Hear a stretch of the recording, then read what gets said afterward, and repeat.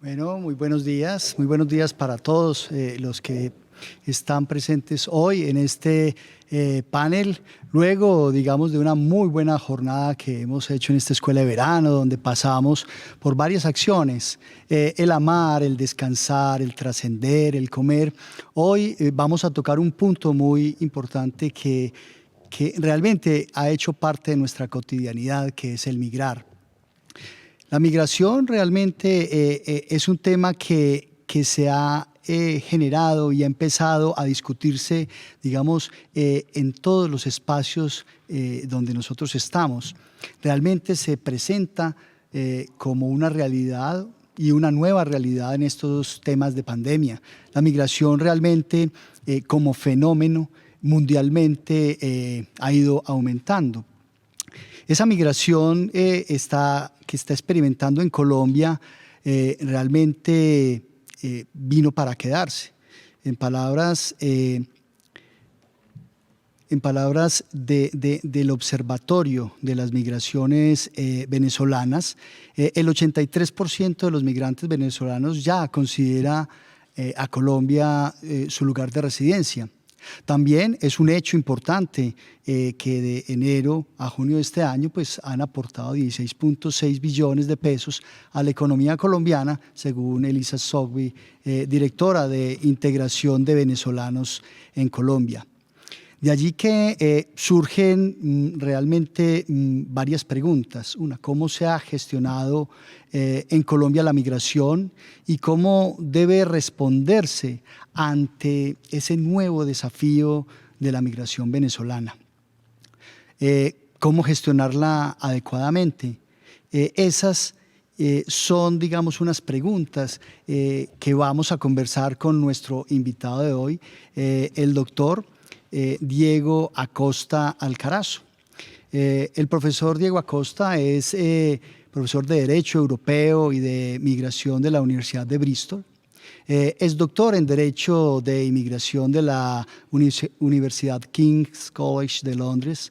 Ha sido consultor de la Organización Internacional de Migraciones, OIM, del International Center for Migration Policy Development, de la Intergovernmental Authority of Development y del gobierno brasileño, entre otros. Ha sido autor de obras de derecho europeo, entre ellas el libro The Long-Term Resident Status as a Subsidiary Form from EU Citizenship. De tal suerte que pues tenemos un invitado de lujo y quiero saludarte, Diego. ¿Cómo estás? Desde desde tu casa y con mucho gusto de tenerte aquí en nuestra Escuela de Verano Saberes UPB Sociedad 5.0, obviamente hoy colocando en el centro de la discusión a nuestro talento y nuestro ser humano. Bienvenido, Diego. Muchas gracias, Jorge. ¿Me oís bien? ¿Puedo confirmar simplemente que me oís bien? Sí, claro, te oímos perfectamente. Estupendo. Bueno, pues quería obviamente agradecer a la Universidad Pontificia Bolivariana de Medellín, agradecer al decano Jorge y agradecer al resto de los organizadores por la invitación. Es un placer y un honor estar con vosotros en el día de hoy, aunque sea a través de esta cámara y de manera online. Me hubiese encantado haber estado en Medellín. He ido varias veces a Medellín. Y es una de las ciudades que más me gusta, no solo de Colombia o de Latinoamérica, sino de todo el mundo, ¿no? Entonces, ojalá que muy pronto pueda regresar a Medellín en persona. El título de mi presentación en el día de hoy, no sé si pueden poner la primera diapositiva en la cual aparece el título de mi presentación, pero es Migraciones de lo global a lo local, realismo mágico o jurídico en Colombia. Y lo que os propongo es un recorrido a través de 200 años de regulación de las migraciones en Colombia, es decir, desde antes de la independencia desde antes de la creación o construcción del Estado colombiano hasta el momento actual, ¿no? Llevo varios años trabajando sobre el tema de las migraciones en Sudamérica. De hecho, mi último libro de 2018 es sobre la construcción jurídica del nacional y del extranjero en toda Sudamérica, en los 10 países de Sudamérica. Ahí excluyo a Surinam y a Guyana porque tiene una historia colonial y jurídica muy distinta a los otros 10 países. Pero en ese libro, digamos, hago un recorrido desde el momento anterior a la independencia, el momento de la independencia y después durante 200 años, cómo los 10 nuevos estados que surgen en Sudamérica regulan, crean, construyen al nacional y al extranjero, es decir, inventan la figura jurídica del nacional y del extranjero. Y lo que os propongo hoy es empezar ese recorrido con ese momento histórico para acabar en la situación actual, en 2020, una situación novedosa, como vais a ver desde el punto de vista histórico en el caso colombiano, porque es el momento de la historia en el que mayor número de no nacionales hay en el país, ¿no? Entonces, bueno, os pido por favor que paséis a la siguiente diapositiva y así empezamos. Bueno, como veis aquí, este es un mapa del mundo que me gusta bastante. Es un mapa del mundo que me gusta bastante porque muestra de manera más clara la verdadera dimensión de los continentes. Como veis, Sudamérica enorme en la parte derecha de la pantalla y la península ibérica minúscula, ¿no?, en la parte superior izquierda, ¿no? Y nos tenemos que trasladar al inicio del siglo XIX, cuando ese territorio inmenso que durante más de 3 siglos ha sido controlado en mayor o menor medida, porque obviamente no había un control efectivo de todo el territorio, pero ha sido controlado en mayor o menor medida por 2 potencias coloniales como España y Portugal, pues en un periodo muy corto, en un periodo alrededor de unos 15 años, se da un cambio impresionante porque se pasa de tener ese control de Portugal y de España a que surjan 10 nuevos estados. 9 repúblicas y una monarquía. La monarquía es Brasil. Y al surgir estos 10 nuevos estados en el continente, en Sudamérica, estos 10 nuevos estados se tienen que plantear 3 preguntas, tienen que responder a 3 preguntas fundamentales, que son las 3 preguntas fundamentales de derecho internacional que determinan quién es un estado en el ámbito, en el orden global, ¿no? La primera pregunta, obviamente, es ¿cuál es mi territorio? La segunda pregunta es ¿cómo me voy a gobernar? Y, de hecho, pues como ya he mencionado, 9 de los nuevos estados deciden ser repúblicas, pero uno de ellos decide ser una monarquía, que es Brasil, hasta finales del siglo XIX. Y la tercera pregunta es ¿cuál va a ser mi población?, ¿no? Y al preguntarse cuál va a ser mi población, uno tiene que definir quién va a ser un nacional y quién va a ser un extranjero. Y obviamente la definición de quién va a ser un nacional y quién va a ser un extranjero, la respuesta a esa pregunta es una respuesta que es política. Es decir, los nacionales y los extranjeros no son seres que surgen de la naturaleza de manera espontánea, sino que son sujetos jurídicos que se construyen a través de decisiones políticas que se traducen en legislaciones, ¿no? Y es así que desde el inicio, desde la independencia, en los 10 nuevos estados que surgen en Sudamérica, se empiezan a preguntar, bueno, ¿cómo vamos a decidir quién va a ser un nacional y quién va a ser un extranjero?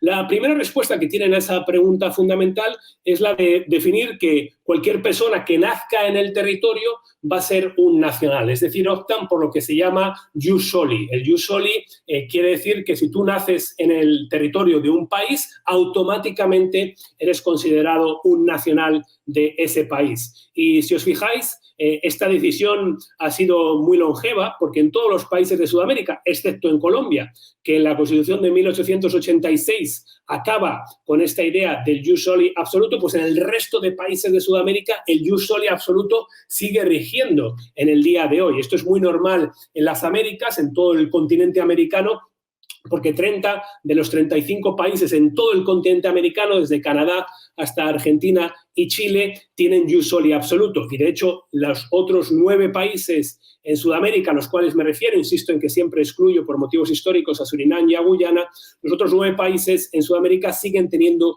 jus soli absoluto, con lo cual si uno nace en Argentina es argentino, en Ecuador ecuatoriano, en Perú peruano, etcétera, con independencia de quiénes sean tus padres o de la situación jurídica de tus padres, ¿no? Existe jus soli absoluto, si naces en el país te conviertes en nacional. Y el motivo por el cual se toma esa decisión al inicio, en el primer momento con la independencia, es porque los estados sudamericanos, las élites que están construyendo estos estados sudamericanos al inicio del siglo XIX, quieren construir sujetos nacionales de individuos, de personas, de poblaciones que antes eran sujetos coloniales, con lo cual el modo más sencillo de empezar a construir no solo el Estado, pero empezar también a construir la nación, es establecer que todo el que nace en el territorio es nacional de dicho Estado. Hay una frase famosa de San Martín, argentino, que libera el Perú, y en 1821 él establece que a partir de ahora todos los que nazcan en el territorio peruano van a ser nacionales peruanos, con independencia de que sean descendientes de europeos o criollos o indígenas o afrodescendientes. Cualquiera que nace en el territorio del Perú a partir de ese momento va a ser peruano. Pues lo mismo ocurre en los 10 estados que surgen en Sudamérica. Sin embargo, esta decisión, que ya está incluida en el artículo 4 de la Constitución de 1821 de la Gran Colombia, ¿no? En la primera Constitución colombiana del año 1821, en el artículo 4 está claramente establecido el jus soli, ¿no? La persona que nace en el territorio es colombiano. Esto no quiere decir que el ser nacional equivaliese a ser ciudadano, nada más lejos de la realidad, porque para ser ciudadano o para ser sufragante, como estaba establecido, por ejemplo, en el artículo 15 de la Constitución colombiana de 1821, se necesitaba, aparte de ser nacional, tener también otras características, ¿no? Por ejemplo, tener una propiedad raíz o ejercer algún oficio, profesión, comercio o industria útil, ¿no? Entonces, como veis, ahí ya hay una distinción entre el nacional, que es cualquier persona que nace en el territorio, y el ciudadano, que el ciudadano es el que tiene derechos políticos y solo tiene derechos políticos aquel que tiene propiedad o aquel que ejerce algún tipo de profesión, comercio o industria útil. Yo creo que podemos retirar, si queréis, la diapositiva, porque ya, digamos, ya no nos sirve para los efectos de lo que estoy explicando. No, podemos retirarlas, no pasar a la siguiente, sino retirarlas. Ay, estupendo. Muchas gracias. Bueno, ¿qué pasaba con la inmigración en Sudamérica? Obviamente estamos creando al nacional y al extranjero. Hemos dicho que el nacional va a ser aquel que nace en el territorio de los nuevos estados independientes. Eso no quiere decir que esa persona que sea nacional vaya a tener derechos políticos. Eso se reserva a los ciudadanos. Por supuesto, hay una serie de categorías que ya están excluidas, como las mujeres, como aquellos que no tienen propiedad, como aquellos que no tienen oficio determinado, ¿no? ¿Qué ocurre con los extranjeros, ¿no?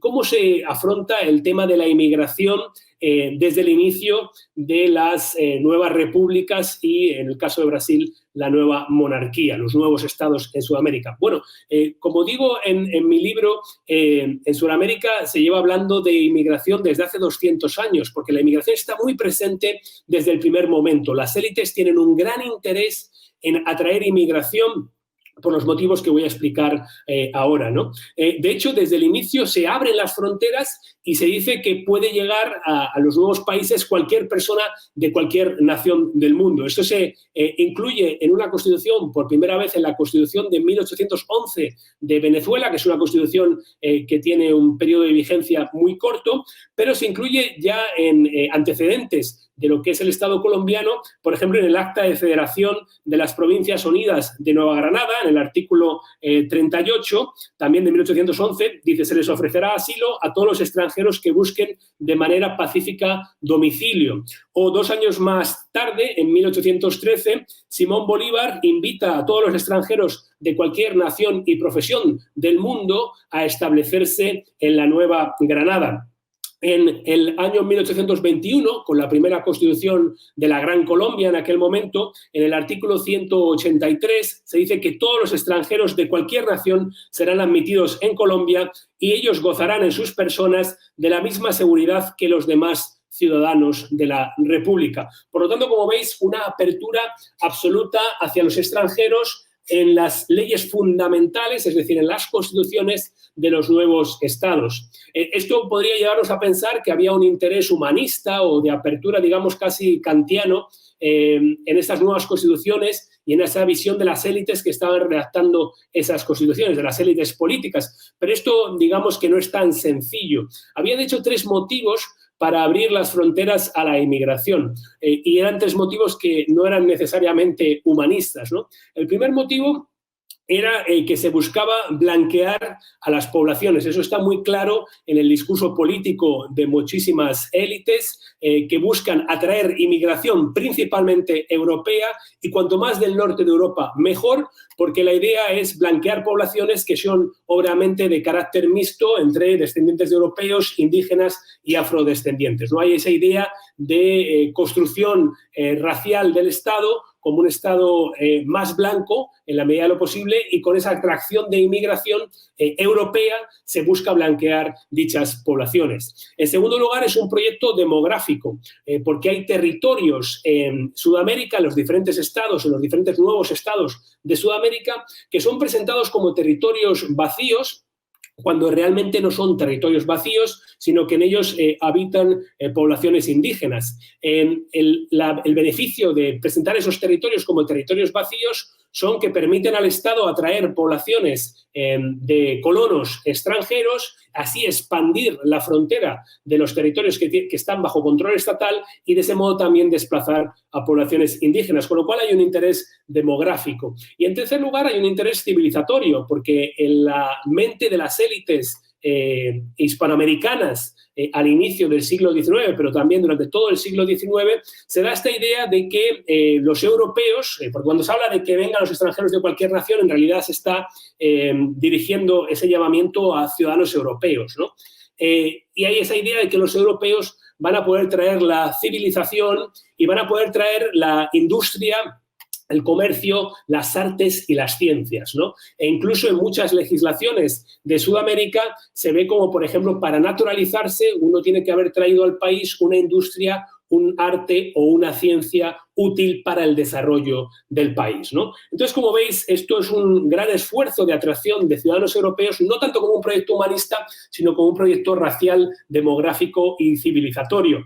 Y, de hecho, hay numerosos agentes que son enviados por todos los nuevos estados a Europa, se les ofrece a los europeos exenciones de impuestos, se les ofrece tierras, pasaje gratuito, otro tipo de cuestiones para lograr que lleguen a los nuevos estados y, sin embargo, durante el siglo XIX o durante inicios, la primera parte del siglo XIX, prácticamente ningún europeo llega a Sudamérica. Hay una inmigración muy baja a Sudamérica, ¿no? Y esto hace que haya diferentes debates en muchos parlamentos en diversos países preguntándose cómo es posible que, a pesar de todos estos esfuerzos que se están haciendo de llevar agentes a Europa, ofrecer exenciones de impuestos, etcétera, pues cómo es posible que, a pesar de todos estos esfuerzos, estén viniendo tan pocos inmigrantes europeos a Sudamérica. Bueno, todo esto cambia a partir del 1870. Y a partir del 1870, Sudamérica pasa a ser la segunda región de inmigración más importante del mundo después de Estados Unidos, ¿no? Entre el año 1870, 1880 y el 1930, es decir, el año inmediatamente posterior a la crisis del 1929, Sudamérica es la región del mundo que más inmigrantes recibe, solo detrás de Estados Unidos. De hecho, Argentina, por sí mismo, es el segundo país del mundo que más inmigrantes recibe, solo por detrás de Estados Unidos. Pero si uno considera la población de Argentina en aquel momento y la población de Estados Unidos en aquel momento, Argentina recibe más inmigrantes por persona que Estados Unidos durante ese periodo de unos 50 años. Los inmigrantes llegan principalmente de Europa, También llegan inmigrantes desde Asia, pero principalmente desde Europa, y llegan principalmente a Argentina, como he mencionado, a Brasil y a Uruguay en tercer lugar. A Colombia llegan muy pocos inmigrantes, algunos a Barranquilla, ¿no? Como todos los que sois colombianos sabéis por el estudio de vuestra propia historia, pero llegan muy pocos inmigrantes. Yo sé que estáis en Medellín y en Medellín hay ciertamente apellidos que no son, bueno, que pueden venir de personas que que han llegado posteriormente a la construcción del Estado colombiano. Por ejemplo, sé que hay apellidos vascos que pueden venir de la época de la colonia o de momentos posteriores, pero en cualquier lugar el número de inmigrantes que llega a Colombia es muy bajo, es muy reducido. La inmigración llega, como digo, de manera importante a Argentina, Brasil y Uruguay. Todavía no hace falta que me pongáis esa diapositiva, perdonad, todavía no hace falta, un poquito más tarde. Bueno, ¿qué pasa? Durante todo el siglo XIX, como decía, al final del siglo XIX empiezan a llegar estos inmigrantes a Argentina, Brasil y Uruguay principalmente. Pero ¿qué pasa con la situación de los hispanoamericanos durante todo el siglo XIX? ¿No? Como mencionaba, hay un intento de atracción de ciudadanos extranjeros, principalmente europeos, pero ¿cuál es el estatus jurídico de los hispanoamericanos que se mueven entre las nuevas repúblicas que han surgido a raíz de los procesos de independencia en toda la región? Y por toda la región me refiero no solo en Sudamérica, sino también en Centroamérica y en Norteamérica con México, ¿no? Bueno, pues desde el inicio también de la construcción de los nuevos estados, los ciudadanos hispanoamericanos tienen un estatus jurídico favorable, un estatus jurídico privilegiado en el cual se intenta que sean lo más, su condición jurídica sea lo más parecida a la condición jurídica de los ciudadanos en cada uno de los países. Y esto se da en todos los países de Sudamérica, en mayor o menor medida, pero se da de manera muy especial en Colombia, después en Venezuela, en Ecuador y en Perú. Fijaos que Colombia, en el año 1822, bajo órdenes de Simón Bolívar, acuerda un tratado bilateral con Perú. Y en ese acuerdo bilateral se dice que los peruanos en Colombia serán tratados como colombianos y que los colombianos en Perú serán tratados como peruanos. Es decir, estamos hablando de igualdad jurídica absoluta. Pero luego, en las propias constituciones de los países, y en este caso me interesa el caso colombiano, en las propias constituciones siempre los ciudadanos hispanoamericanos tienen un estatus jurídico privilegiado, ¿no? Por ejemplo, en la Constitución colombiana del año 1863 y hasta el año 1991, que es cuando la Constitución colombiana de 1886 deja de estar en vigor, pues en ese periodo del 1863 hasta el 1991, durante todo ese periodo los hispanoamericanos pueden obtener la nacionalidad colombiana simplemente declarándolo ante la autoridad competente y simplemente por el mero hecho de residir en Colombia. Es decir, no hay ningún requisito adicional para transformarse, para naturalizarse colombiano, más allá del hecho de ser hispanoamericano, residir en Colombia y declararlo ante la autoridad competente. Es decir, no es una naturalización cuasi automática si uno la declara como tal. Y esto se mantiene siempre, incluso en la ley de naturalización del año 1936, que es la anterior a la actual ley de nacionalidad del 93, a la cual me referiré más tarde, ¿no? Por lo tanto, durante todo el siglo XIX, pero también durante el siglo XX, no solo durante el siglo XIX, como decía, hay una apertura hacia la inmigración europea, pero durante el siglo XIX y siglo XX hay una apertura aún mayor frente a la inmigración de hispanoamericanos. No hay realmente gran movimiento entre países en la región, pero para aquellos que se mueven tienen estas opciones de naturalización cuasi automática o de cláusulas bajo las cuales están en situación jurídica prácticamente igual a la de los nacionales. Y eso se da muy claramente en el caso colombiano. Bueno, como me refería anteriormente, a finales del siglo XIX empiezan a llegar, a partir de 1870, 1880, empiezan a llegar extranjeros, principalmente Argentina, Brasil y Uruguay. Empiezan a llegar un número muy grande de ciudadanos europeos, más de 6 millones a Argentina, más de 4 millones a Brasil, casi 1 millón a Uruguay, que obviamente es un país de una población mucho menor, y algunos pues también a Ecuador, a Perú, a Chile, a Colombia, a Venezuela. Al inicio esa inmigración es pequeña. Venezuela recibirá una inmigración mucho más importante en años posteriores, cuando ya se descubre petróleo, y eso lleva a una mejora de la economía y a una necesidad de mano de obra en diferentes sectores. Pero al llegar un número importante de extranjeros a Sudamérica, nos damos cuenta de que a partir de finales del siglo XIX empiezan a establecerse cláusulas de carácter, en algunos casos racista, en otros casos de carácter excluyendo a ciudadanos extranjeros. Algunas categorías afectan a ciudadanos europeos y otras categorías no afectan necesariamente a ciudadanos europeos.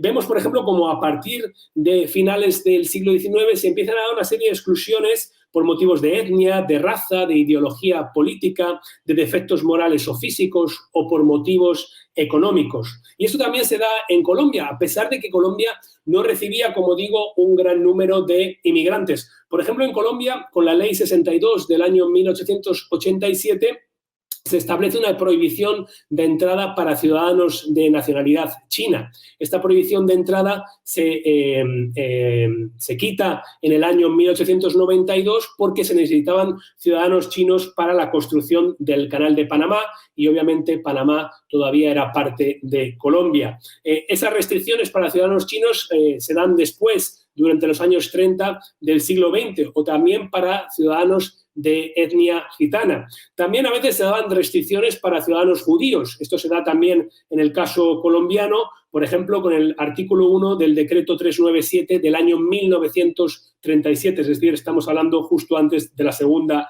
Guerra Mundial.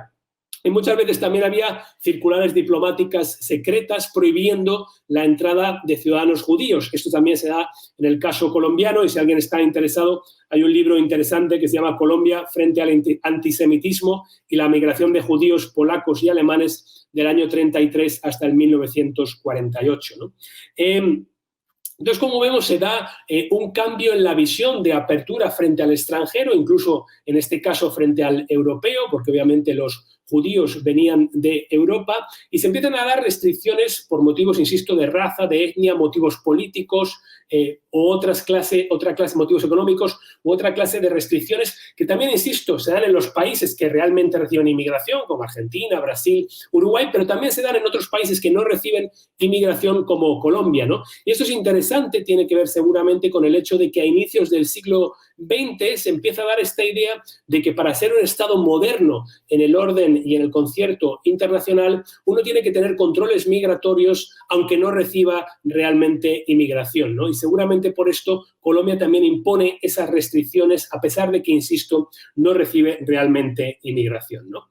Bueno, todas estas restricciones llegan a su punto culmen durante la época de las dictaduras militares que asolan a la mayor parte de los países sudamericanos, excepto Colombia y Venezuela. Pues como sabéis, todos los países de la región tienen dictaduras militares en los años 60, 70, 80. La última que acaba es el Chile de Pinochet en el año 90, ¿no? Y ahí, durante esa época de las dictaduras militares, es cuando se adoptan leyes de migraciones muy restrictivas, ¿no? Que son discriminatorias y que restringen enormemente los derechos de los no nacionales. Y ahí pasamos, ya acercándonos al momento presente, pasamos a los años 90, cuando todos los países de la región, insisto, excepto Colombia y Venezuela, que en los 60, 70 y 80 no tienen esas dictaduras militares, pues llegamos al momento de los años 90 de la década pasada, en las cuales todos los países de la región vuelven a la democracia, y al regresar a la democracia, todos estos países se dan cuenta de que han sucedido 3 cambios importantes que van a afectar enormemente a cómo estos países construyen al nacional y al extranjero desde el punto de vista jurídico. Es decir, que van a afectar a las leyes de nacionalidad y a las leyes de inmigración. El primer elemento que todos estos países perciben es que ya no son países de inmigración, sino que muy al contrario son países de emigración. Es decir, Sudamérica no es una región que fuese emigrante durante el siglo XIX y durante la primera mitad del siglo XX. Los sudamericanos no emigraban, los sudamericanos, si acaso, recibían inmigración, ¿no? Pero con la llegada de las dictaduras militares, muchos países empiezan por primera vez en su historia a ver cómo un gran número de sus nacionales emigran hacia el exterior, principalmente hacia Estados Unidos o hacia Europa. Hay casos conocidos como el de los chilenos en Suecia, o incluso hacia otros países de la región, y ahí Venezuela, en los años 60, 70, 80, recibe un gran número de sudamericanos que en muchos casos están huyendo precisamente de dictaduras militares en la parte del cono sur, por ejemplo, ¿no?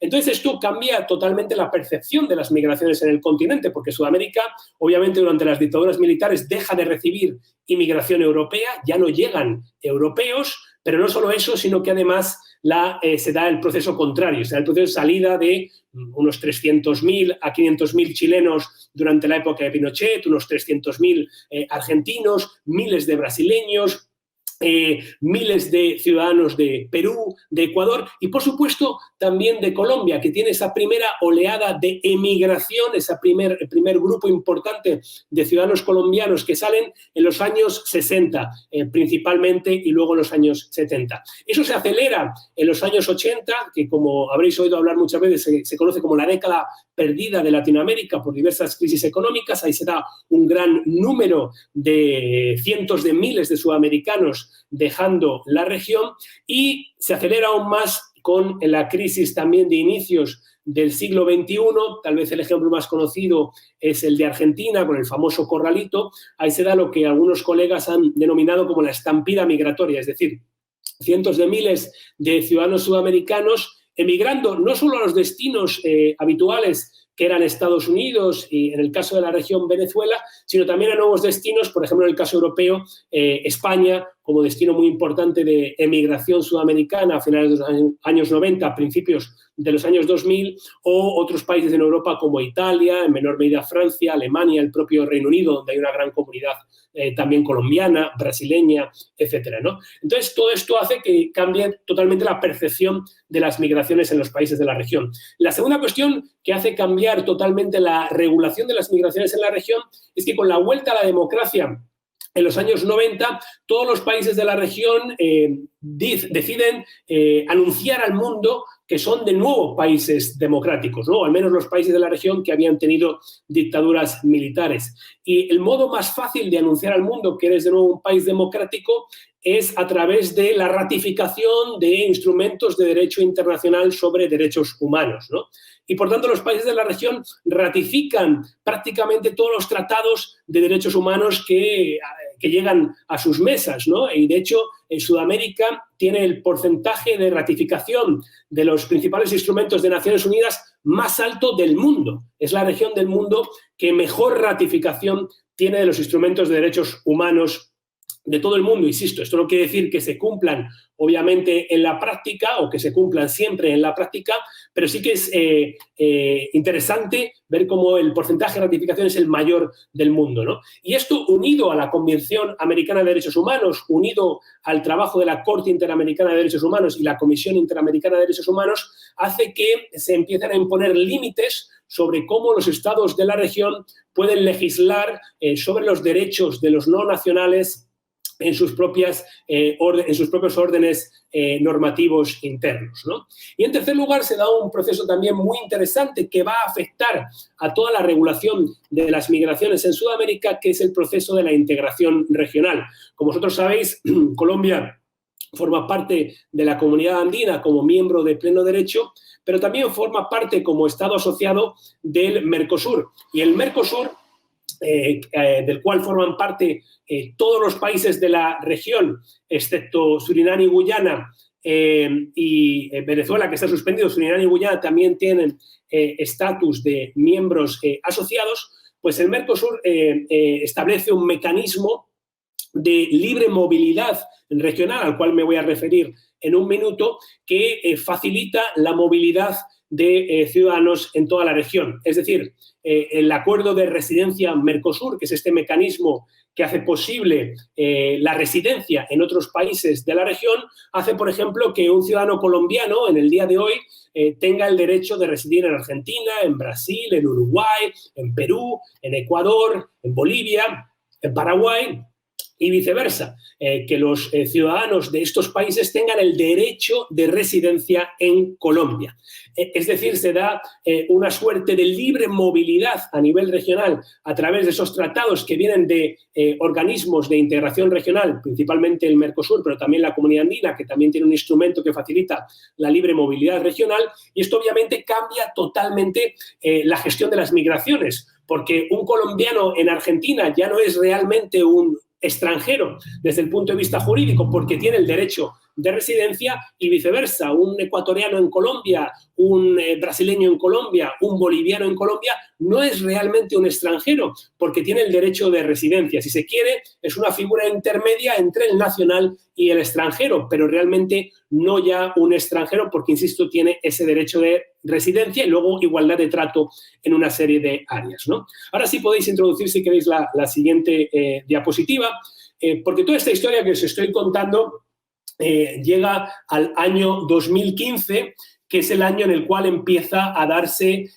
la salida importante de ciudadanos venezolanos a otros países de la región. Fijaos que Venezuela nunca en la historia fue un país de inmigración. Os contaba antes cómo en los años 60, 70, 80, década perdida, inicios del siglo XXI con otra crisis económica muy importante en diversos países, o en el caso colombiano o peruano, también por otros motivos, miles, cientos de miles de sudamericanos emigraron, algunos, muchos, miles a Venezuela y en otros casos a otras regiones del mundo, principalmente Estados Unidos y también diversos países de Europa. Esto no era el caso en Venezuela. Venezuela nunca en la historia fue un país de emigración. Fijaos que en el año 2015, según datos de Naciones Unidas, había en torno a los 600.000 venezolanos residiendo fuera de Venezuela. 600.000 venezolanos. Según datos de OIM y de ACNUR, en el día de hoy habría en torno a los 5,5 millones de venezolanos residiendo en el extranjero. Es decir, en un periodo de 5 años estamos hablando de la inmigración de casi 5 millones de ciudadanos venezolanos. Esto transforma a Venezuela en el segundo país del mundo con el mayor desplazamiento actual, solo por detrás de Siria, ¿no? Y esto hace que toda la gestión de las migraciones en Sudamérica se vea, digamos, se encuentre ante un desafío mayor, porque en Sudamérica, como digo, a partir de los años 60, 70, 80 del siglo pasado, no había prácticamente inmigración. Y la inmigración que había era de carácter regional, ¿no? Y una inmigración, digamos, percentualmente muy baja, ¿no? Esto cambia con la emigración importante de ciudadanos venezolanos que además, como veis en el mapa, principalmente se dirigen a países de la región. Esto es bastante interesante porque cuando yo hablo de Venezuela, por ejemplo, en Europa, hay mucha gente que no sabe de este número tan importante de ciudadanos venezolanos que han salido porque los venezolanos no están realmente llegando a Europa. Algunos miles sí a España, por ejemplo, a otros países de Europa con cuentagotas, algunos miles a Estados Unidos, pero principalmente esta inmigración se está yendo a otros países de la región, de Latinoamérica y del Caribe, y principalmente a otros países sudamericanos. El principal destino es Colombia, con, dependiendo de los datos, 1,8 millones de ciudadanos venezolanos. Después tenemos Perú, con en torno a los 850.000, Chile unos 400.000 o un poco más, Ecuador 350.000, Brasil unos 260.000, Argentina un poco menos de 250.000 y luego ya en mucho menor medida también en Bolivia, en Paraguay y en Uruguay, ¿no? Insisto, también van a otros países de la región, por ejemplo a México, República Dominicana, Trinidad y Tobago, Costa Rica, Panamá, pero principalmente a Sudamérica, ¿no? Y esto hace que, podéis pasar si queréis a la siguiente diapositiva, por favor, y esto hace que Colombia, digamos, tenga que decidir cuál va a ser el estatuto jurídico de los ciudadanos venezolanos, ¿no? Y ahí Colombia tiene 3 opciones. Tiene 3 opciones no porque lo diga yo, digamos, sino tiene 3 opciones porque están establecidas en sus propias leyes que tienen que ver con la movilidad humana, ¿no? La primera opción que tenía Colombia sería haber declarado que los ciudadanos venezolanos que entraban en el país eran refugiados. ¿Y por qué podría haber declarado esto Colombia? Porque si veis el decreto 2840 de 2013 en Colombia, por el cual se establece el procedimiento para el reconocimiento de la condición de refugiado, bueno, en dicho decreto de 2013 que establece quién va a ser un refugiado en Colombia y, por tanto, quién va a obtener todos los beneficios asociados a ser reconocido como refugiado, pues establece, como veis ahí, que las víctimas de violencia generalizada, agresión extranjera, conflictos internos, violación masiva de los derechos humanos u otras circunstancias que hayan perturbado gravemente el orden público, bueno, pues esas víctimas, esas personas que se encuentren en alguno de esos casos van a ser considerados como refugiados en Colombia. Esta definición viene de la Declaración de Cartagena del año 1984, que en aquel momento se adoptó pensando en las personas que se veían desplazadas por los diversos conflictos que había en Centroamérica. Colombia tomó esa Declaración de Cartagena y la incorporó a su orden jurídico interno y a su definición interna de quién iba a ser un refugiado en Colombia. Claro, uno podría pensar que en el caso venezolano se han podido dar violaciones masivas de los derechos humanos o otras circunstancias que hayan perturbado gravemente el orden público o que ha habido conflictos internos. Esta no es mi opinión necesariamente, yo no voy a expresar mi opinión sobre el tema porque no he estado en Venezuela, digamos, para poderlo expresar, pero es ciertamente una opinión que ha expresado de manera pública no solo el gobierno colombiano, sino otros gobiernos de la región. Por ejemplo, si veis la declaración del Grupo de Lima del 23 de septiembre de 2019, en esa declaración, que es firmada por el gobierno colombiano y por otros gobiernos de la región, se define al gobierno de Nicolás Maduro como régimen ilegítimo y dictatorial, se expresa la disposición de adoptar nuevas sanciones que sin el uso de la fuerza favorezcan el restablecimiento del Estado de Derecho y el orden constitucional y democrático en Venezuela, se rechazan los crecientes vínculos del régimen de Nicolás Maduro con grupos armados al margen de la ley y se urge al Consejo de Derechos Humanos de Naciones Unidas a establecer un mecanismo independiente de seguimiento e investigación sobre la violación sistemática de los derechos humanos en Venezuela, documentadas en el último informe de la Alta Comisionada de Naciones Unidas para los Derechos Humanos. Es decir, en esta declaración están diciendo los países firmantes, entre ellos Colombia, que hay una violación sistemática de los derechos humanos en Venezuela, que como veis es lo mismo que dice la ley de refugiados, violación masiva de los derechos humanos. Sin embargo, Colombia ha optado por no otorgar el estatuto de refugiado a los ciudadanos venezolanos en Colombia. Esta era la primera opción y esta era la primera opción que no se ha tomado. La segunda opción que se podía haber tomado sería haber decidido que los ciudadanos venezolanos, bueno, antes de continuar, es decir, que, por ejemplo, en otros estados de la región sí que se ha aplicado la condición de refugiado a los ciudadanos venezolanos bajo la Declaración de Cartagena. Por ejemplo, en el caso brasileño, que ya la ha otorgado a 50.000 ciudadanos venezolanos, y en mucha menor medida en el caso mexicano. Hay también algunos casos, pero mucho más puntuales en Paraguay y en Bolivia, ¿no? Bueno, la segunda opción que Colombia podría haber tomado de su propia ley de migraciones o de su propio marco jurídico sobre migraciones sería haber declarado que los ciudadanos venezolanos podían obtener un permiso de residencia bajo el acuerdo de residencia Mercosur, ¿no? Como os he dicho anteriormente, el acuerdo de residencia Mercosur lo aplican 9 estados de la región, todos menos Venezuela, Surinam y Guyana. Y como os comentaba, ese acuerdo de residencia otorga a los nacionales de estos países el derecho a residir en otros estados miembros. Bueno, Venezuela no adoptó ese acuerdo de residencia y Venezuela, de hecho, fue suspendida del Mercosur en el año 2017, el 5 de agosto de 2017. Pero si uno ve la declaración de suspensión de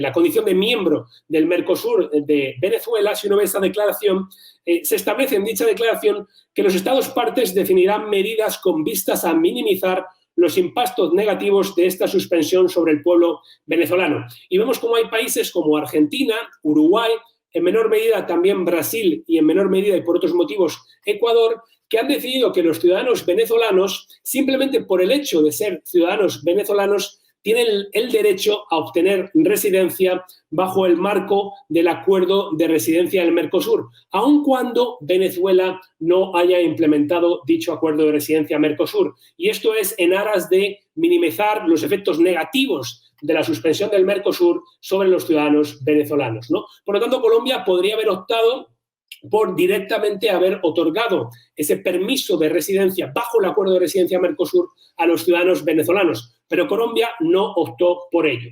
Lo que ha hecho Colombia ha sido algo diferente, algo ad hoc, algo temporal, algo que es netamente elogiable por muchos motivos, pero que también lleva a diferentes problemas de certeza jurídica, de seguridad jurídica, de permanencia en el territorio.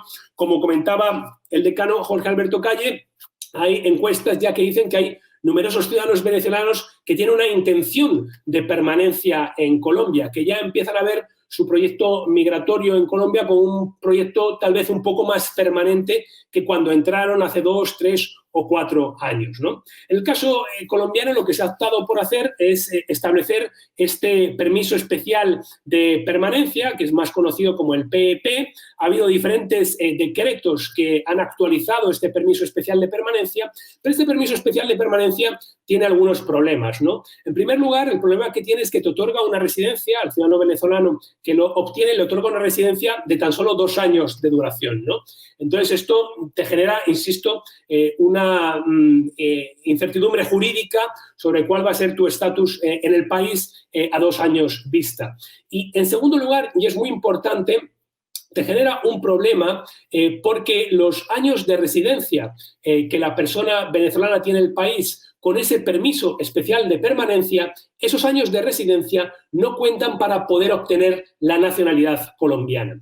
Hay que decir que la Constitución colombiana del 91 y la Ley de Nacionalidad colombiana del año 93 establece que para los ciudadanos hispanoamericanos basta la residencia de 1 año en el país para poder obtener la nacionalidad colombiana. Después de 1 año, con un determinado estatus jurídico, con una determinada categoría migratoria, el ciudadano hispanoamericano puede pedir la nacionalidad colombiana. Y esto entronca muy bien con todo lo que os he explicado del aspecto histórico de cómo todos los países de la región, pero principalmente Colombia, siempre facilitaban el acceso a la nacionalidad para los ciudadanos hispanoamericanos.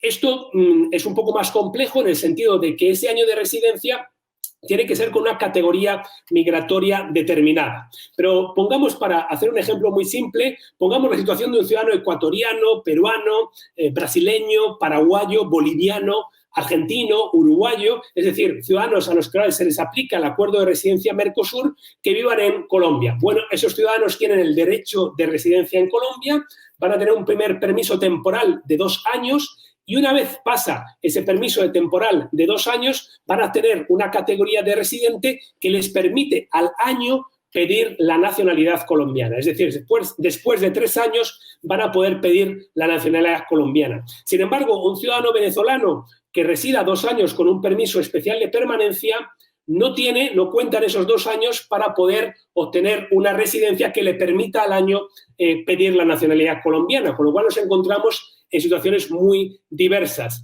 Yo siempre he defendido, y lo vuelvo a defender en el día de hoy, que me parece que sería muy importante que en el caso de Colombia se les habilitase a los ciudadanos venezolanos un mecanismo para poder pedir la nacionalidad colombiana probablemente a los 3 años. Esto implicaría que dichos venezolanos serían colombianos, pero también venezolanos, porque ambos países permiten la doble nacionalidad y, paradójicamente, esto implicaría que en el momento, en el futuro, en el cual la situación en Venezuela mejore, porque no hay mal que dure 100 años y todos sabemos que ha habido países que han pasado momentos muy complicados. No tengo que decirlo yo como hijo de colombiano a una audiencia en Colombia, ¿no? Que los países pasan momentos complicados, mejoran, empeoran, hay altibajos, ¿no? Obviamente Venezuela mejorará en algún momento en el futuro y paradójicamente, el tener la doble nacionalidad facilitará que los ciudadanos venezolanos y colombianos que quieran regresar a Venezuela lo hagan con total tranquilidad y garantía de que si en el futuro las cosas van mal dadas de nuevo, puedan volver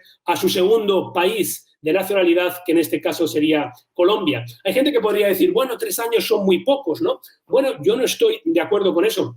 Fijaros que hay alrededor, según datos del Ministerio de Asuntos Exteriores, no tenemos que dejar de poner en perspectiva que hay alrededor de 4,7 millones de colombianos en el exterior. 4,7 millones de colombianos en el exterior. Es decir, mucho más, mucho más del doble de ciudadanos colombianos en el exterior que ciudadanos no nacionales en Colombia.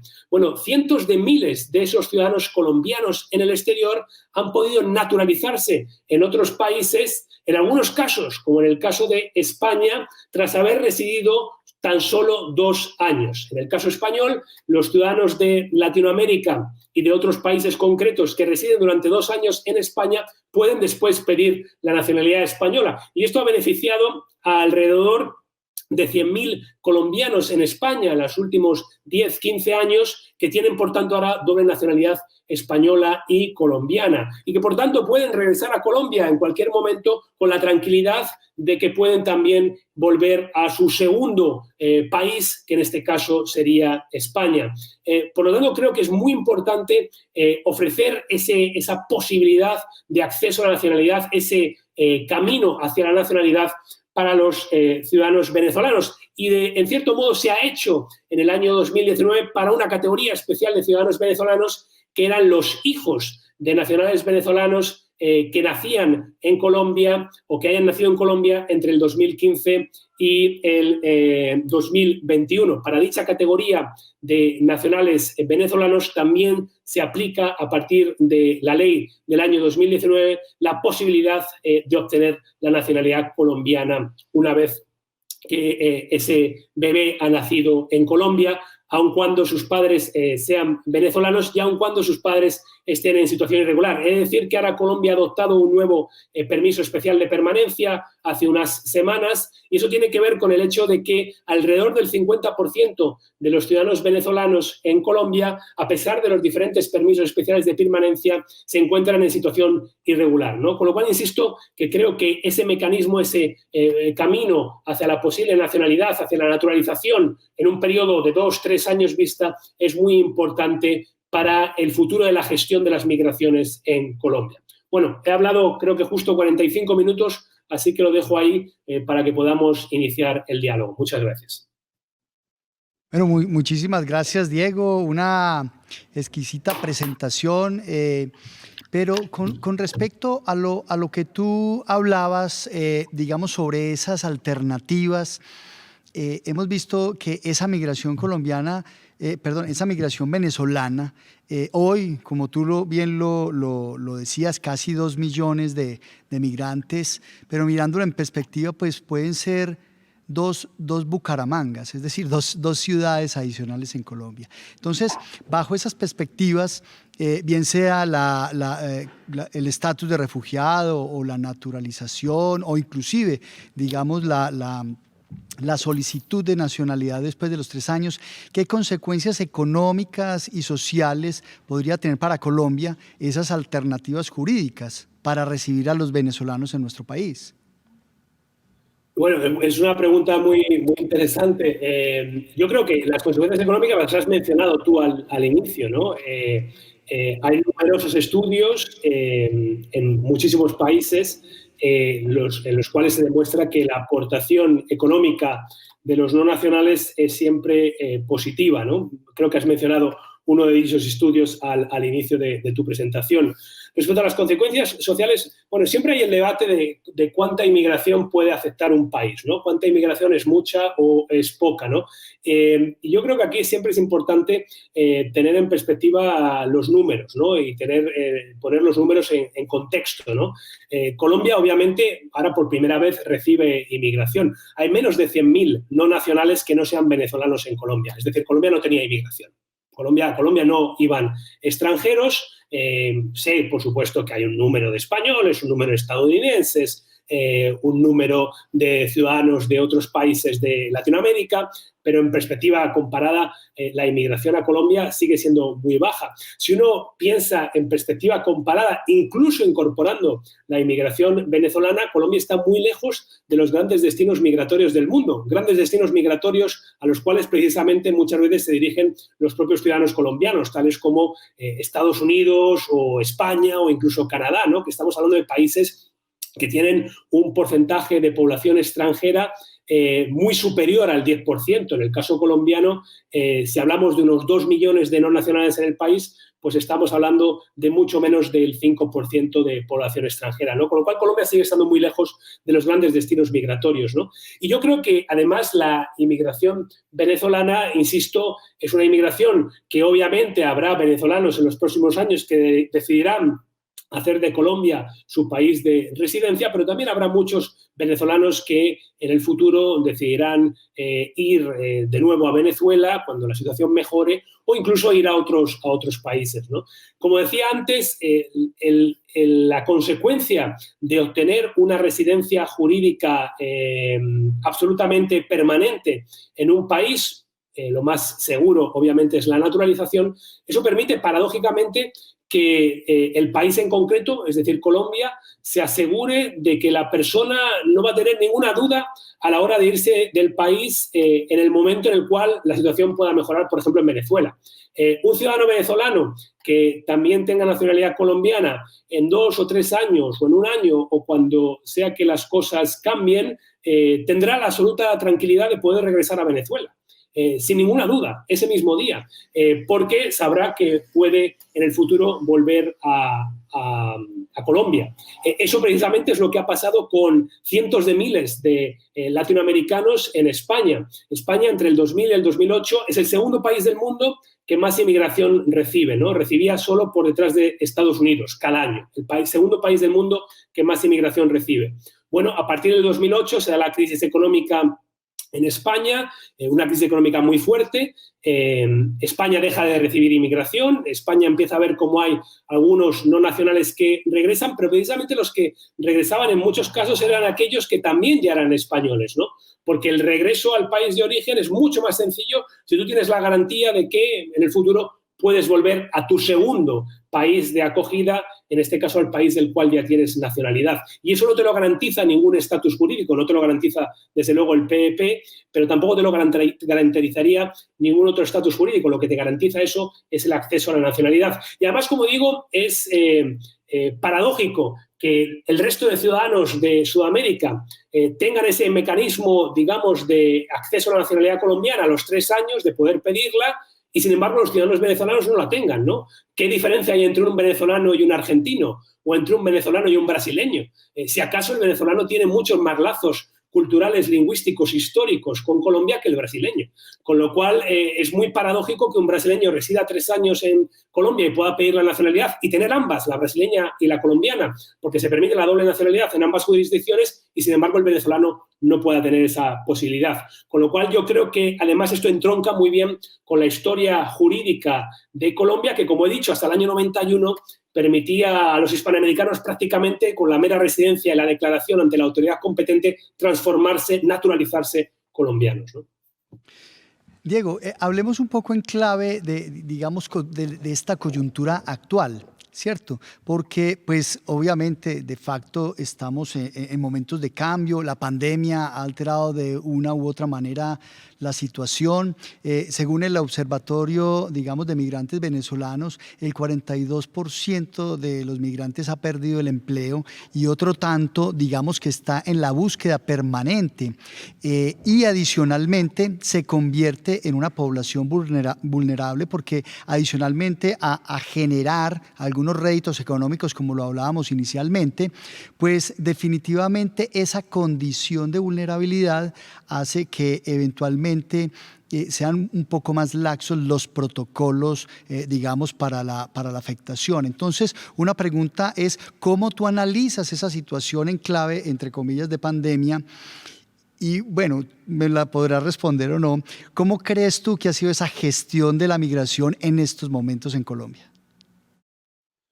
Bueno, yo, empezado por la segunda, yo pongo de ejemplo a Colombia en un aspecto positivo, por supuesto, que es que acaba de adoptar de nuevo un permiso especial de permanencia, ¿no? Lo acaba de adoptar hace unas semanas, es decir, en una situación como la actual ha dicho, bueno, vamos a dar un nuevo periodo de 6 meses para que los nacionales venezolanos que se encuentren en el país y que no tengan un permiso de residencia en el país puedan obtener por lo menos este permiso especial de permanencia, que, insisto, tiene las limitaciones que ya he mencionado, de ser temporal, de no ofrecerte una ruta hacia la nacionalidad, pero que en perspectiva comparada es importante tener ese afán de regularizar, ese afán de otorgar residencia, porque cuando una persona tiene residencia en un país, precisamente, como tú dices, se facilita, no se garantiza, pero se facilita el que esa persona tenga menores oportunidades de caer en situaciones de explotación o de indefensión jurídica, o que esa persona tenga situaciones de discriminación, al menos jurídica, ¿no? Entonces se facilita, no se garantiza, insisto, ¿no? Con lo cual, en ese aspecto creo que es un dato destacable, un dato que creo que es una buena práctica en el caso colombiano, de decir, bueno, mantengamos esta posibilidad, una nueva posibilidad de regularización para ciudadanos venezolanos, que por otra parte es algo que han hecho otros países de la región también. Ecuador tenía un proceso de regularización que iba hasta marzo de este año y decidió en marzo extenderlo hasta agosto, ¿no? En pleno inicio de esta situación. Perú acaba de lanzar un nuevo proceso de regularización también de ciudadanos no nacionales. Un proceso de regularización que tiene muchos problemas, ¿no? Pero que, bueno, que tiene una situación interesante. Costa Rica acaba de anunciar que para aquellas personas que no tengan estatutos de refugiado tienen una protección complementaria, subsidiaria, ¿no? Que también va a favorecer a ciudadanos venezolanos. Bueno, hay diferentes buenas prácticas ahí y Colombia, sin duda, es una de ellas. Yo ayer estaba en otro debate en el cual estábamos hablando del contexto europeo y enseguida mencioné el caso colombiano y lo hago siempre, el PEP, como algo positivo con todas estas limitaciones, ¿no? Yo creo que la situación posterior al COVID va a ser una situación parecida a otras situaciones que hemos tenido de crisis económicas anteriores, ¿no? Y, por ejemplo, si uno ve la crisis económica del 2008, pues ya he mencionado el caso de España, que era el segundo país del mundo, ¿no? Esto es una cosa muy impresionante, ¿no? Un país de 45 millones era el segundo país del mundo que más inmigración recibía, solo por detrás de Estados Unidos. Bueno, pues España en 2 años deja de recibir inmigración a medida que la crisis económica del 2008 se va agravando. España deja de recibir inmigración y se da el proceso contrario, ¿no? Empiezan a salir también españoles fuera del país, algunos, por supuesto, incluso a Latinoamérica, a Colombia. Yo tengo conocidos que también emigraron a Colombia. Y bueno, eso se da ese proceso. Luego, a medida que la economía empieza a mejorar, pues España empieza otra vez a recibir inmigración. Es decir, los flujos migratorios no se van a frenar después de la situación de COVID. Puede haber un momento inicial de mayor estancamiento, pero luego, a medida que los países se vayan desempeñando mejor o peor económicamente y, por tanto, vayan generando necesidades de mano de obra extranjera en diversos sectores que pueden ser altamente cualificados o menos cualificados, o como hablamos ahora, ¿no? Que ahora hay todo este debate sobre quiénes son los trabajadores esenciales, ¿no? Y los trabajadores esenciales nos hemos dado cuenta con la pandemia que no son necesariamente los ingenieros, ni los consultores, ni los abogados, ni los académicos, ¿no? Sino son trabajadores, pues aquellos que trabajan en el sector de la salud, en el sector del cuidado, en el sector de todo el tema de envíos a domicilio, ¿no? Todo el concepto de key workers, ¿no? Como tenemos ahora, por ejemplo, en Reino Unido, ¿no? Entonces, puede haber un estancamiento inicial, pero luego, a medida que los países se desarrollen mejor o peor económicamente, la movilidad seguirá, ¿no? Quiero mencionar otra cosa respecto a el proceso posterior a COVID. Una cuestión que vemos a nivel mundial ahora es como muchas regiones del mundo, no solo Sudamérica, que ya he mencionado el acuerdo de residencia Mercosur varias veces, sino muchas otras regiones del mundo, lo que están haciendo es abrir sus fronteras a nivel regional. Es decir, facilitar la libre movilidad regional. Es decir, que un ciudadano de Dominica en el Caribe, cuando va a Antigua y Barbuda o cuando va a Trinidad y Tobago, no es un extranjero normal, es un ciudadano regional con derechos superiores al de un extranjero normal. Eso se da en el espacio postsoviético, se da en diferentes partes de África, se da en los países del Golfo Pérsico, se da, por supuesto, en la Unión Europea, se da en Sudamérica y se da en muchas de las regiones. Y creo que esto, durante la pandemia, de momento no vemos que haya sido afectado. Y yo creo que esto va a ser muy importante. También tal vez esto llevará a que en un momento inmediatamente posterior a la pandemia, esta inmigración regional, que ya es la norma, la mayor parte de las inmigraciones son regionales, se acentúe un poco precisamente por esos mecanismos de facilitar el acceso a derechos, ¿no? El acceso a residencia y, por tanto, el acceso a derechos. Diego, pues como tú sabes, abrimos las preguntas a todas las personas que están conectadas ahora a nuestra Escuela de Verano Sociedad 5.0 Saberes UPB. Y Laura García nos comenta y nos hace una pregunta muy interesante. Pues Colombia es uno de los países firmantes del Pacto Mundial sobre Migraciones. Con el marco jurídico actual, ¿crees que va a ser posible cumplir efectivamente con los compromisos internacionales adquiridos en ese acuerdo internacional como lo señalabas ahora? Muy buena pregunta. Sí, bueno, muchas gracias a Laura. Bueno, sí, sin duda, Colombia ha sido uno de los países que ha apoyado el Pacto Mundial de Migraciones, uno de los 164 países del mundo que ha apoyado el Pacto Mundial de Migraciones. El Pacto Mundial es una declaración no vinculante jurídicamente, ¿no? Es un documento no vinculante jurídicamente que se basa en muchos tratados internacionales que sí son vinculantes jurídicamente y que en su mayoría han sido ratificados por Colombia. Y este Pacto Mundial de Migraciones tiene 23 objetivos diferentes. Si uno lee el Pacto Mundial de Migraciones y se fija en las palabras que son repetidas con mayor asiduidad, va a ver que las dos palabras que más se repiten son facilitar la movilidad. Facilitar la movilidad es el concepto clave del pacto, es decir, es un pacto que entiende que para que haya una migración ordenada, segura y regular, lo que hay que hacer es facilitar la movilidad. Y por otra parte, menciona en más de 50 ocasiones la palabra regional. Es decir, las regiones cumplen un papel clave, como mencionaba anteriormente, en facilitar la movilidad de personas. Yo creo que, por supuesto, el marco jurídico colombiano tiene carencias y falencias que hay que analizar para poder cumplir los 23 objetivos del Pacto Mundial de Migraciones. No quiere decir que se tengan que cumplir, como decís en Colombia, de una, ¿no? O inmediatamente, sino que obviamente son objetivos que hay que ir cumpliendo poco a poco y en la medida de lo posible. Y creo que ahora es muy importante el papel no solo de los gobiernos, sino de muchísimos otros actores, academia, sociedad civil, organizaciones internacionales, ONGs, centros de investigación, diputados, etcétera, para empezar a medir primero hasta qué punto esos objetivos ya están cumplidos en el marco jurídico actual y, si no, para ver qué acciones, tanto, digamos, a través de leyes, pero también a través de política pública, hay que tomar para empezar a cumplir esos objetivos. Este proceso inicial de valoración del momento en el cual se encuentra cada país y de las medidas que tiene que tomar cada país para ir cumpliendo con dichos objetivos se está dando en muchos lugares del mundo, se está dando en Sudamérica, se está dando en Europa, se está dando en otras regiones, y creo que es muy importante que numerosos actores participen de ese debate para ir poniendo, digamos, las pautas para empezar a cumplir esos objetivos. No solo Colombia, sino ningún país del mundo cumple en el momento actual con su legislación o con sus políticas con los 23 objetivos del pacto, ¿no? Y por eso son objetivos que hay que ir, para los cuales hay que ir avanzando. Diego, tú al principio, y lo hemos comentado, digamos que el fenómeno de las migraciones es un fenómeno mundial, ¿cierto? Digamos, al principio, como tú lo comentabas, pues era inclusive para llenar por diversos objetivos, pues espacios vacíos, ¿cierto? En otras ocasiones, a partir del tiempo, digamos, por resolver algunos temas que el nacional pues se veía un poco constreñido y tenía que ir afuera. Pero me gustaría mucho que nos hicieras de pronto una ilustración sobre esas comparaciones del caso colombiano con el resto de América Latina y España, porque me parece que es muy interesante también que podamos establecer esos paralelos y dar esa ilustración.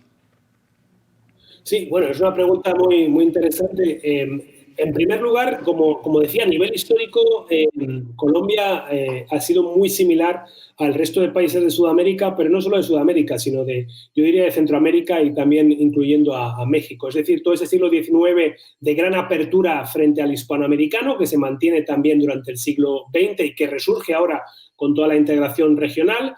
Ese siglo XIX con gran interés en buscar extranjeros, principalmente europeos, aunque las leyes o las constituciones hablasen de extranjeros de cualquier nación del mundo, en realidad se buscaban europeos, y luego ese proceso de exclusión de determinadas categorías a partir de finales del siglo XIX. Lo que diferencia a Colombia de otros países en la región es que a Colombia llegaron muy pocos extranjeros cuando uno lo compara con otros países, ¿no? Insisto, principalmente en Sudamérica fueron Argentina, Brasil y Uruguay, luego ya irían Venezuela, Chile, Perú, y ya en un grupo posterior, Ecuador, Colombia y un poquito incluso más atrás, Bolivia y Paraguay. Pero a nivel de todo Latinoamérica, Cuba recibió cientos de miles de inmigrantes a inicios del siglo XX. Costa Rica ha tenido una inmigración importante, no solo de centroamericanos, sino a través de su historia también de otras nacionalidades.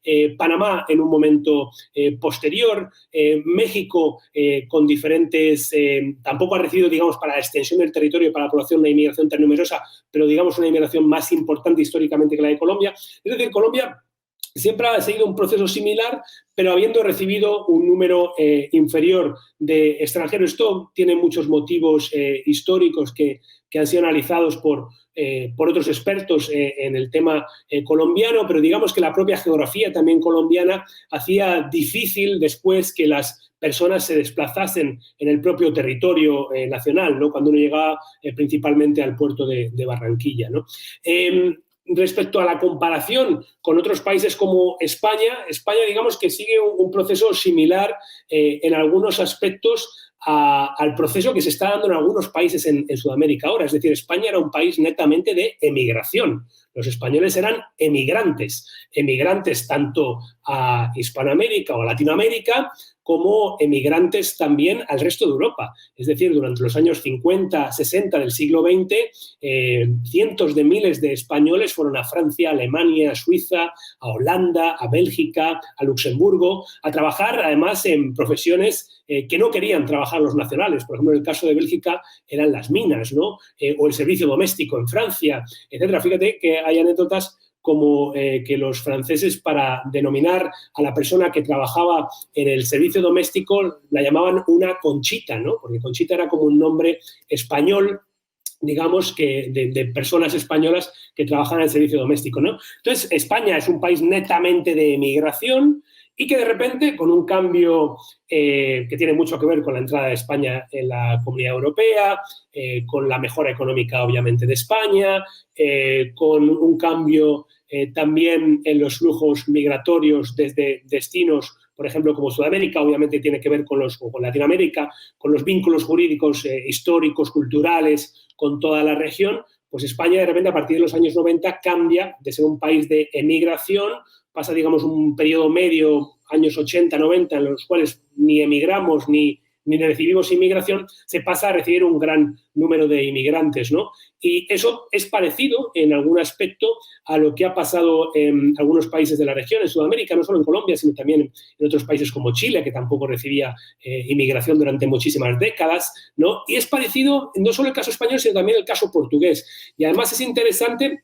La gran diferencia, yo creo, del caso español y portugués respecto a los países de Sudamérica es que los países de Sudamérica en realidad solo reciban inmigración regional, ¿no? Como decía anteriormente, Colombia no recibe inmigración de China, ni de África, ni de Oriente Medio, ni siquiera de Centroamérica, que uno podría decir, bueno, ¿por qué no? Pero no solo Colombia, sino el resto de países de Sudamérica tampoco reciben esa inmigración, ¿no? Si acaso hay un poco de inmigración del Caribe, principalmente República Dominicana, Haití y Cuba, no en Colombia principalmente, sino más bien en otros países como Chile, Brasil, Argentina, ¿no? El caso español y portugués es similar en el sentido de que tiene una gran inmigración de ciudadanos europeos, por lo tanto ni siquiera se puede hablar de inmigración porque son ciudadanos europeos con derecho de residencia y de igualdad de trato en España y en Portugal. La mitad más o menos de la inmigración que tiene España y Portugal vienen de Europa, pero la diferencia y ahí sería parecido a Sudamérica, ¿no? Que la gran inmigración es sudamericana, la gran diferencia de España y Portugal es que España y Portugal sí reciben inmigración de otras regiones, obviamente de Latinoamérica, pero también de África y también de Asia, principalmente de China, pero también de otros países como Bangladesh, Pakistán, en mucha menor medida cuando uno lo compara, obviamente, con la inmigración latinoamericana, ¿no?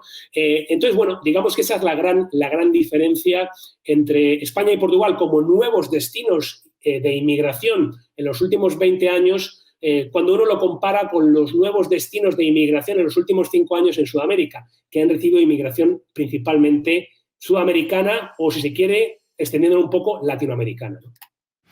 Claro. Diego, Luz Dari Botero nos pregunta un tema, digamos, que es de esta coyuntura que estamos viviendo en Colombia, y dice que, a diferencia de otros momentos históricos, en las migraciones actuales la mirada a veces se centra en la carga económica que puede representar el migrante para el país de acogida. Pero, ¿qué mirada hay en la actualidad sobre esas ventajas para esos países receptores en la acogida de migrantes, como nos está pasando ahora en Colombia? Bueno, yo creo que el tema de recepción de no nacionales siempre, no solo ahora, sino históricamente, siempre ha habido 3 debates, ¿no? El debate identitario, es decir, esta idea de que la llegada de no nacionales va a cambiar la identidad de un país. El debate económico, es decir, esta idea de que la llegada de no nacionales va a afectar de manera negativa a la economía o el acceso a empleo de los nacionales. Y el debate securitario o el debate de la idea de que los inmigrantes, los no nacionales, pueden traer crimen o problemas de seguridad, ¿no?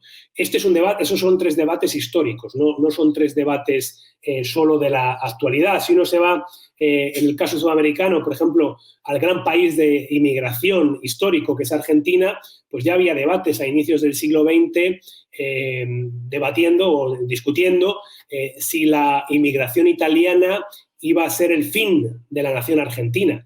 Como sabéis, pues el mayor número de inmigrantes que llegaron a Argentina eran no españoles, sino italianos, ¿no? Y había esos debates, hay libros enteros escritos criticando cómo la inmigración italiana va a acabar con la nación argentina, con la cultura, con las normas argentinas, con las tradiciones argentinas, ¿no? Y yo creo que la mayor parte de los cambios en este aspecto no son traídos por la inmigración, sino que son cambios generacionales, ¿no? Esto pasa en todos los países. Si uno piensa en la percepción de cualquier país frente al aborto, frente al matrimonio de personas del mismo sexo, frente al divorcio, todo eso son cambios generacionales más que cambios que tengan que ver con procesos migratorios, ¿no? Y respecto a los otros 2 grandes debates, que es el debate de la seguridad y el debate económico, ahí yo siempre me refiero a lo empírico, ¿no? Y lo empírico, los análisis empíricos de la realidad con datos de la realidad, no con percepciones anecdóticas, sino con datos reales, pues siempre señalan que las migraciones traen un beneficio económico que no tiene que ser necesariamente un beneficio económico enorme, pero sí que en perspectiva traen un beneficio económico. Y de nuevo los datos señalan, ahora ya hay estudios sobre el caso sudamericano, ¿no? Que el tema de la criminalidad no aumenta. De hecho, hay estudios que hablan absolutamente de todo lo contrario, que paradójicamente cuantos más no nacionales tienes en una determinada ciudad, por ejemplo, más baja la criminalidad. Y eso tiene que ver con el miedo que pueda tener una persona no nacional a cometer cualquier error. Porque, como sabemos, el nacional comete un error, comete un delito, y bueno, puede pagar, obviamente, con una pena ese delito, pero no se le va a expulsar del país. Al no nacional tiene, digamos, la doble pena de que no solo va a tener que pagar por ese delito, sino que se le va a expulsar. Con lo cual, digamos, los análisis empíricos siempre nos hablan de lo contrario, ¿no? Pero vamos, son 3 debates normales, son 3 debates que se dan siempre, y son 3 debates que hay que tener de manera, yo creo, sosegada y siempre con los datos en la mano, ¿no? Bueno, le damos muchísimas gracias a las personas que nos están conectadas con nosotros, porque, Diego, tenemos muchísimas preguntas. Aquí tenemos una de Gloria Zapata, muy interesante, y es: ¿el comportamiento de la población frente al flujo migratorio influye mucho en su manejo? ¿Considera usted que los colombianos hemos hecho bien esa tarea. Y yo agregaría un poco, ¿qué podemos aprender, digamos, de las mejores prácticas de gestión de la migración en otros países? Bueno, yo, por desgracia, la última vez que estuve en Colombia fue hace un par de años, con lo cual no me atrevería a decir, obviamente he leído informes, he leído encuestas, no me atrevería a valorar la actitud de los colombianos o de la población colombiana, ¿no?, frente a los flujos migratorios. Digamos que cuando veo cosas en el debate político que no me gustan, no me sorprenden, porque son cosas que ya he visto en otros países. Digamos que una cosa que sí que digo de todas formas en Sudamérica, y lo digo como hijo de sudamericano, hijo de colombiano que soy, es que creo que en determinados países tienen que ser muy cuidadosos con lo que dicen frente a los no nacionales o los extranjeros o los inmigrantes, porque no tenemos que olvidar que la actitud que se ha tenido, y por suerte Colombia ha mejorado mucho, ¿no?, o los colombianos ya no se ven tan discriminados en los aeropuertos o a la hora de pedir un visado, aunque sigue habiendo obviamente discriminación, pero si uno piensa en los años 90, incluso inicios de los 2000, era una historia incluso mucho más compleja, ¿no? Yo creo que uno no tiene que perder la perspectiva de que Colombia sigue siendo un país de emigración. Es decir, como decía al inicio, hay casi 5 millones de colombianos en el exterior y muchos de esos colombianos en el exterior están en situación migratoria irregular.